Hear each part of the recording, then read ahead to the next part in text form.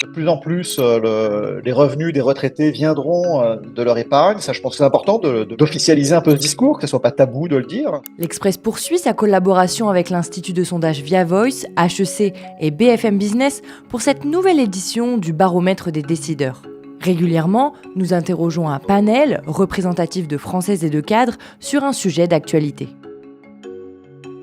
Le deuxième rendez-vous est consacré aux retraites. Dès sa nomination à Matignon, François Bayrou a décidé de réunir les partenaires sociaux pour discuter de la réforme des retraites. Mais où en est l'opinion publique sur le sujet ? 2 ans après les manifestations contre le passage de l'âge légal à 64 ans, la France apparaît aujourd'hui plutôt divisée. Selon notre baromètre, 10% des cadres estiment qu'il faudrait relever l'âge de départ à la retraite. 39% estiment qu'il est préférable de le maintenir à 64 ans, alors que 48% pensent qu'il faudrait l'abaisser.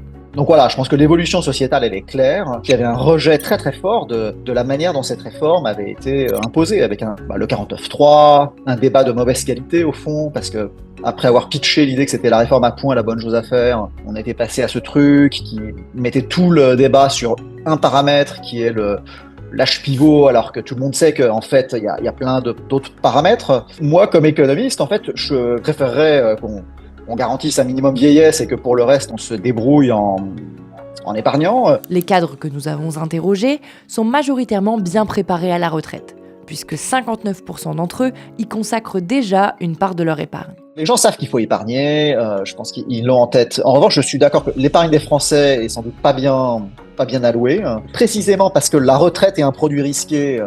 Les gens se focalisent sur des produits non risqués sur la partie épargne et donc pas assez d'investissement en bourse. Donc voilà, enfin, tout ça pour dire, de plus en plus, les revenus des retraités viendront de leur épargne. Ça, je pense que c'est important d'officialiser un peu ce discours, que ce soit pas tabou de le dire. Réfléchissez à vos vieux jours, d'autant que les gens le font déjà. Si vous voulez en savoir plus, retrouvez l'intégralité des résultats de notre baromètre sur le site de l'Express.